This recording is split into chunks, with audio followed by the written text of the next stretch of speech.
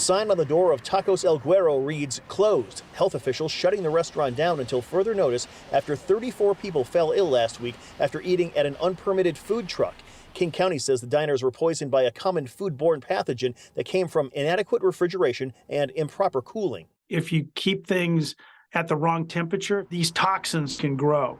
And once they grow to enough, they can make people really sick. Bainbridge Island's Bill Marler is one of the nation's foremost legal experts on food poisoning cases. He says while no one here has died, if an elderly person or someone with a compromised immune system ate at the event, they could be in real danger. These kinds of violations that the health department found, with the wrong customer, can be deadly. King County also cited a lack of managerial oversight at the unpermitted truck. A previous health inspection of the restaurant found it needs improvement. Meantime, the restaurant's second Kirkland location on Lake Washington Boulevard was open today, at least briefly.